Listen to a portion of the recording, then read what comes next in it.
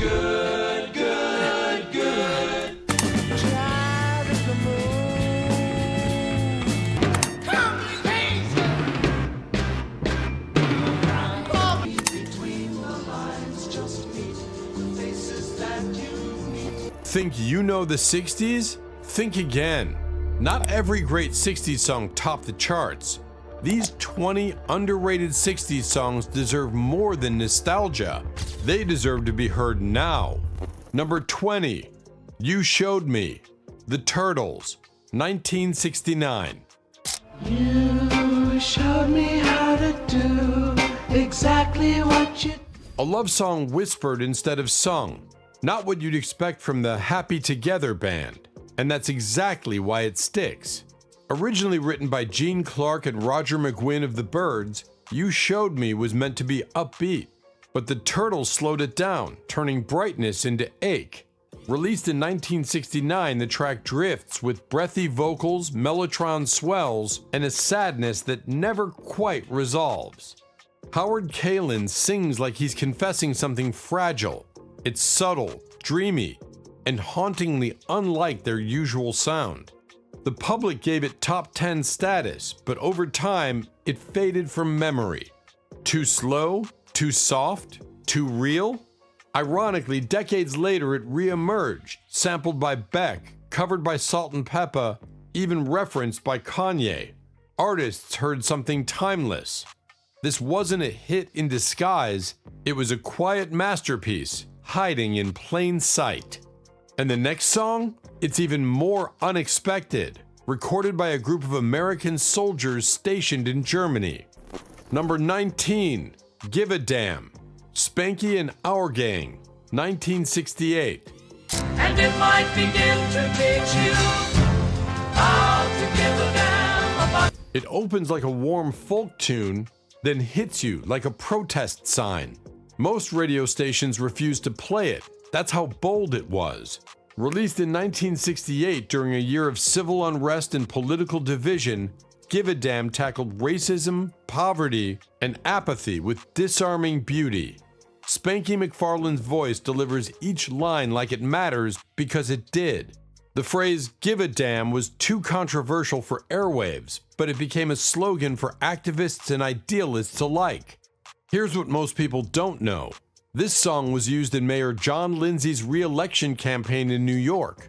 It wasn't just music, it was a message. While the mainstream spotlight avoided it, its influence ran deep among the counterculture. Today it feels like an artifact from a parallel 1960s, one that tried to heal, not just groove. Next comes a pop idol doing soul, and writing a heartbreak song that even Brian Wilson called too real. Number 18, Guess I'm Dumb, Glenn Campbell, 1965. I guess I'm dumb, but I don't care. He was a session guitarist, a Beach Boys fill-in, and then he sang this, and it broke hearts without ever becoming a hit. Guess I'm Dumb was written by Brian Wilson and Russ Titleman. Glenn Campbell recorded it in 1965 just as he stepped out from behind the scenes at Capitol Records. Wilson's fingerprints are everywhere. Lush harmonies, tragic lyrics, and that echo of doomed romance only he could sculpt. Campbell delivers it with astonishing vulnerability. You say you're through with me. I'm not through with you. It lands like a gut punch wrapped in sunshine, yet it barely charted. Why did it fade so quickly? Possibly timing. America wasn't ready to hear Glenn Campbell wear his heart like this. But ask modern pop historians and they'll tell you, this track is a ghost from Pet Sounds' Shadow. And Campbell? He became a star, but never sounded this fragile again. The next artist, though, made fragility her weapon, and won. Number 17, Don't Forget About Me, Dusty Springfield, 1969. Hey, just don't forget about me now, baby. It's sultry, smoky, desperate in the most elegant way, and yet most people have never even heard it. Tucked into Dusty in Memphis, the same album that gave us Son of a Preacher Man, this track simmers beneath the radar. Don't Forget About Me was written by the famed songwriting duo Goffin and King, yet somehow got lost in the shuffle of bigger singles. Dusty's voice here? It trembles with just enough restraint to break you. The arrangement is deceptively simple, soft organ, mellow horns, but every second oozes tension. You feel like you're eavesdropping on a final plea someone wasn't supposed to hear. It never charted, it was never performed live, but critics today call it one of her most haunting recordings. This wasn't forgotten by accident, it was overshadowed by brilliance, and that's a different kind of tragedy. Now we move from shadows to streetlights with a harmony group that brought soul into outer space. Number 16, Rosemarie, The Notations, Twin Night Records, 1969. Rosemarie, can't you see? You're driving me while you talk. A love song drenched in echo and longing, recorded on a label most people never knew existed. Rosemarie is Chicago soul with stars in its eyes. Released by Twin Night Records, a small label on the South Side, this track was recorded by the Notations, barely out of high school. Their harmonies shimmer with impossible precision. The rhythm section swings like a Curtis Mayfield production, but with more innocence, less polish. That's the beauty. The song found local fame, but no national traction. Why? Twin Night didn't have the resources to promote it beyond Illinois, but those who heard it never forgot. Today, Rosemarie survives on crate digger compilations and lo-fi soul playlists. The original 45 is now a collector's prize trading for hundreds. It's a time capsule sealed by vinyl and memory of a sound that should have gone global. Next, we travel to California, where Heartbreak turned into Baroque pop poetry under the Doors' least celebrated moment. Number 15, Love Street, The Doors, 1968. She lives on Love Street, lingers long on... Before Jim Morrison became a myth, he was just a man in love, and this was his quietest confession.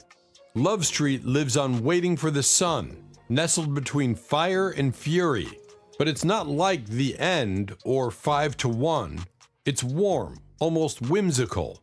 Morrison wrote it for Pamela Corson, his longtime partner, inspired by their life on Laurel Canyon's Love Street, a real place filled with poets, musicians, and late-night magic. The song drifts like a lazy Sunday. No menace, no madness. Just acoustic guitar, soft keys, and a voice that sounds almost safe. It's the Doors at their gentlest, an alien mood for fans expecting chaos. Ray Manzarek later called it one of Jim's most personal lyrics, but the public barely noticed. Maybe because it didn't fit the legend. Maybe because vulnerability scares more than violence. Next, a songwriter who could have rivaled McCartney if anyone had been listening. Number 14, Live Till You Die, Emmett Rhodes, late 1960s. You must live till you die. You must fight to survive. He played every instrument. He produced it alone. And the result? A masterpiece hidden in plain sight. Emmett Rhodes was once called the one-man Beatles. In his late teens, he recorded an entire album by himself, layering guitars, vocals, drums in a garage studio on a 4-track recorder. Among those songs is Live Till You Die, a soft, soaring piece that feels like Paul McCartney's long-lost twin. It's melodic, melancholy, and heartbreakingly sincere, but it was never a hit. Why? His label, ABC Dunhill, delayed the album's release so long that Rhodes lost his momentum and most of his audience. Still, musicians whispered his name. Elliott Smith idolized him. Todd Rundgren admired his engineering. And today, his music is being reevaluated as a foundation of indie pop. This wasn't imitation, it was parallel genius, and most people missed it. Number 13, Summer Rain, Johnny Rivers, 1967. Summer rain taps at my window, west wind. It's not about the beach, it's about the end of an era. Summer Rain captures 1967's afterglow when the summer of love faded into autumn shadows. Johnny Rivers sings with warm nostalgia, recalling a romance wrapped in music, freedom, and change. The lyrics name-check Sgt. Pepper's as if it's a shared secret, while the arrangement sways between pop and soft rock, anchored by a hypnotic bass line. Released late in '67, it hit the charts but was quickly overshadowed by heavier rock sounds. By 1968, its gentle optimism felt out of step with a world turning more turbulent. Yet today, it's a perfect time capsule, equal parts wistful and hopeful. Rivers' delivery makes you believe every word, even as you know summers don't last. Number 12, So Soon, Aretha Franklin, unreleased, 1967.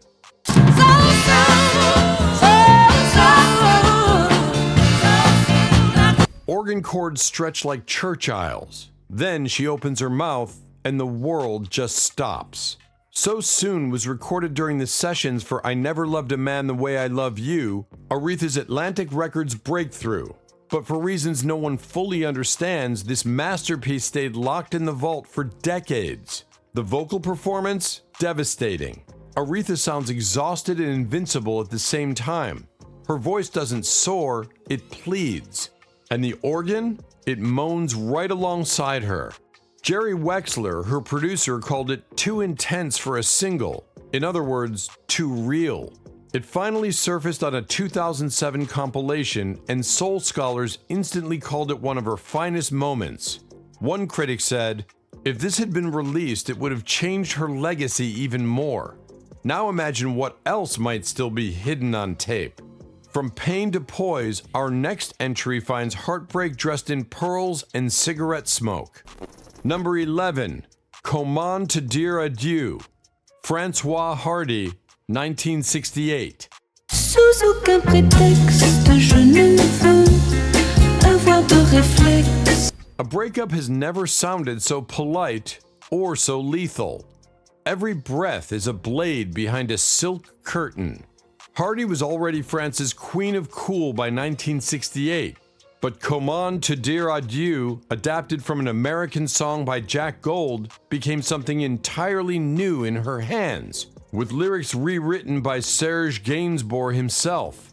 Her delivery is ice-cold elegance. Every syllable calculated, almost whispered. The beat is light, almost playful, but the subtext? It's nuclear. She's not begging for him to stay, she's methodically showing him the door. While it was a hit in France, it barely crossed borders. Too chic, too French, too adult. But now, indie artists cite it constantly.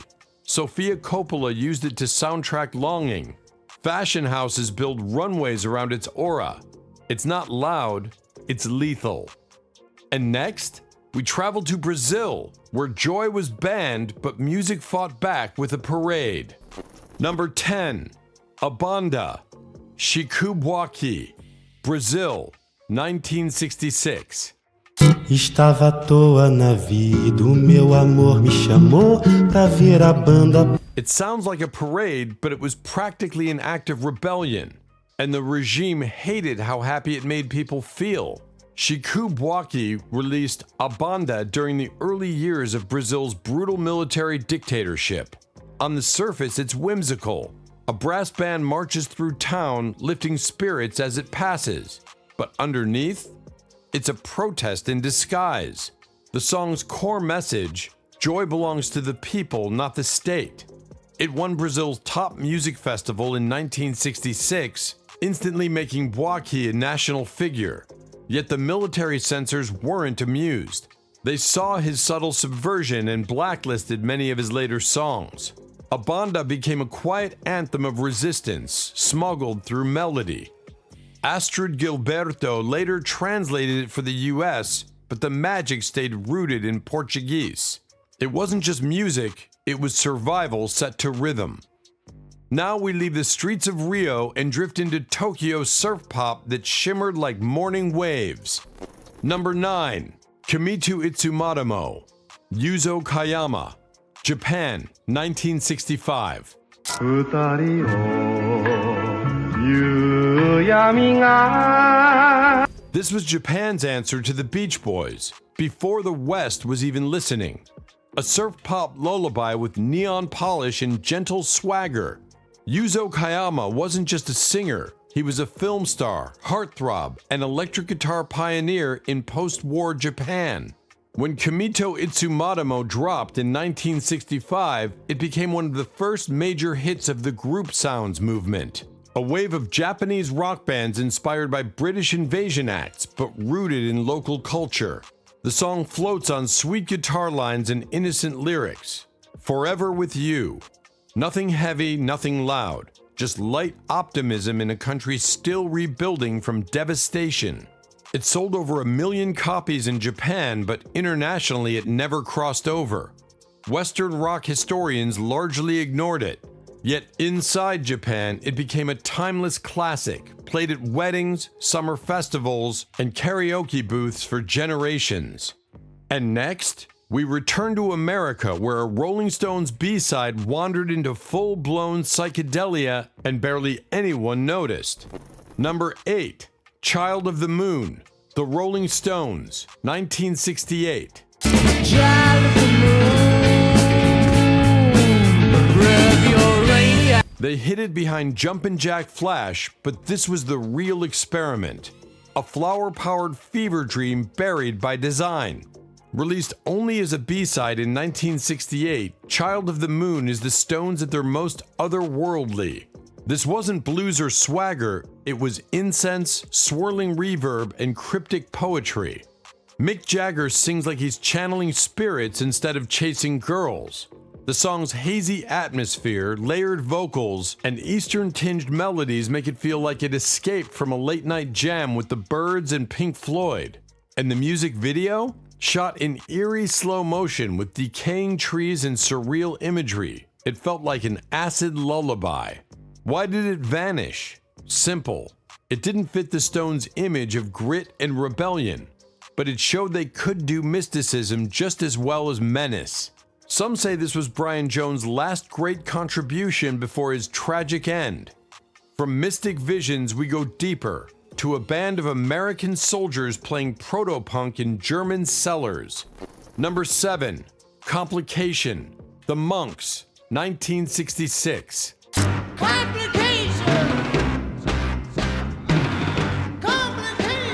They weren't hippies, they were American GIs stationed in Germany, and they invented proto-punk, a decade too early. The monks shaved their heads into tonsures, wore black, and played music like war. Complication is their rallying cry. Raw, percussive, and unsettling. Recorded in 1966, it spits lines like, "People cry, people die for you." Not peace and love stuff, but snarling cynicism. Their sound? Fuzzed out banjo, distorted organ, relentless drums. Think the Velvet Underground with military discipline. No one knew what to do with them. They didn't chart, they didn't tour the US, they just disappeared. But years later, everyone from Jack White to The Fall called them essential. The monks weren't ahead of their time, they were outside of it entirely. Next, we return to England, where The Who slipped a song onto a B-side that sounded like their own psychedelic mirror maze. Number 6, Circles, The Who, 1966. Circles, my head is going round in circles. It starts with a single note, buzzing like static from another dimension. Then it spirals into something too strange for the charts. Circles is The Who Between Identities. Recorded in early 1966, it was briefly shelved due to label drama, then released quietly as a B-side to substitute. Few noticed, which is a shame, because this might be their weirdest and most hypnotic song of the era. John Entwistle's French horn drones under Pete Townshend's stabbing chords. Roger Daltrey sounds lost in a psychedelic maze, and the lyrics echo with existential angst. Circles, my head is going round in circles. It didn't just resolve, It floats, haunts, and fades. Some fans now see it as a precursor to Tommy, the early threads of rock opera. And speaking of lost operas, our next song was almost buried by its own band, despite being one of David Crosby's greatest moments. Number 5, Lady Friend, The Byrds, 1967.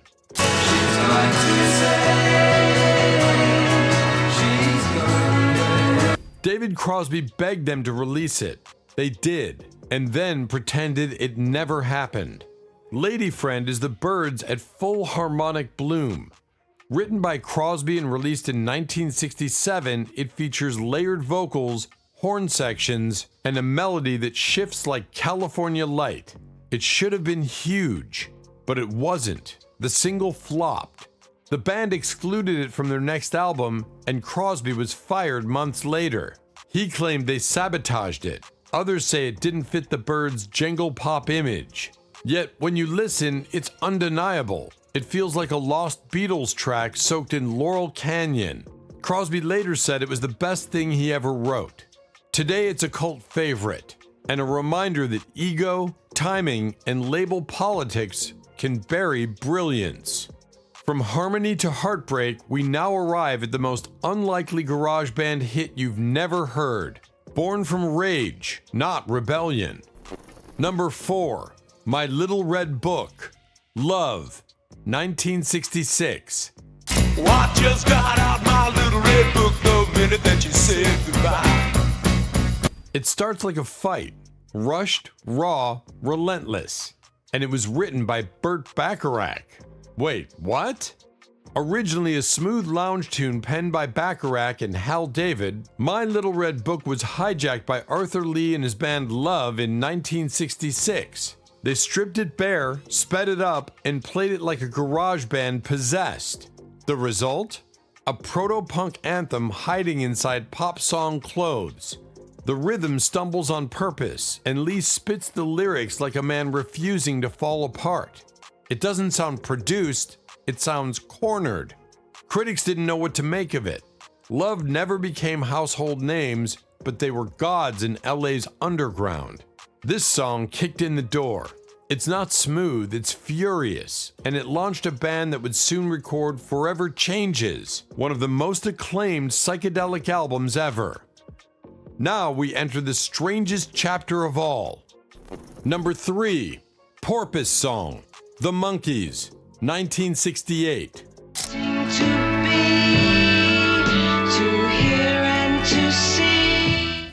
By 1968, the Monkees were tired of being dismissed as TV puppets. And then came Porpoise Song.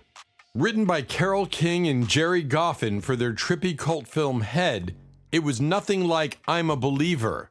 Instead, it was dreamlike, cinematic, and dripping with psychedelia. From the first organ swell, it feels like sinking underwater. Mickey Dolenz sings as if his voice is dissolving in the tide.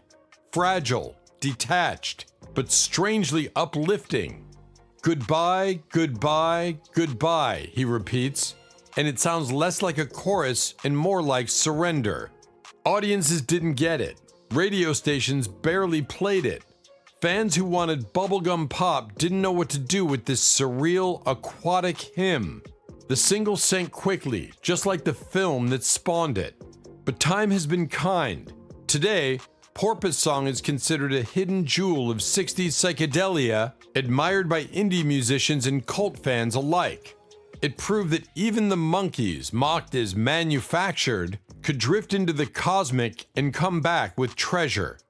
Next, we close in on the final two, starting with a breakup song so quiet it changed everything. Number 2, Different Drum, The Stone Ponies featuring Linda Ronstadt, 1967. Don't get me wrong, it's not that I knock it, it's just that A woman walks away, calmly, clearly, and it shook the foundation of folk pop. Written by Mike Nesmith of the Monkees, Different Drum wasn't meant to be a feminist anthem, but Linda Ronstadt made it one. She was just 21, fronting the Stone Ponies when they recorded this in 1967. The producers replaced the band with lush strings and harpsichord. Linda kept her voice, and that voice carried thunder beneath its softness. I ain't saying you ain't pretty, she sings, but I'm not ready for any person, place, or thing to try and pull the reins in on me. That line changed people. It was bold, self-assured, and unheard of at the time. The song hit number 13 on the charts, but was later eclipsed by Ronstadt's solo fame. Still, many say it was her defining moment, the moment she became a voice for independent women. Number 1, Dark End of the Street, James Carr, 1967. The dark end of the street. There are breakup songs, there are cheating songs, and then there's Dark End of the Street, where James Carr makes Heartbreak sound holy. Released in 1967, the track was penned by Dan Penn and Chips Moman, two masters of Southern soul. The premise is simple: forbidden lovers forced into the shadows. But Carr turns it into something devastating. His voice doesn't plead or shout, it trembles with quiet resignation, as though he knows the love is doomed but can't stop feeling it anyway. The arrangement is sparse, a soft organ sighs, a guitar hangs back, the rhythm stays subdued. Nothing distracts from Carr's delivery. Every pause feels like a weight on the chest, every note like a secret slipping out. It wasn't a huge hit at the time, overshadowed by Motown's flashier singles, but its influence was enormous. Aretha Franklin, Graham Parsons, and Linda Ronstadt all covered it, yet none captured Carr's hushed intensity. His version remains definitive, raw, fragile, unforgettable. Dark End of the Street didn't just tell a story, it became the sound of guilt, passion, and longing, forever preserved in shadow. Great music never truly disappears, it just waits to be rediscovered. Add these forgotten gems to your playlist and let the 60s surprise you all over again. You'll thank yourself later.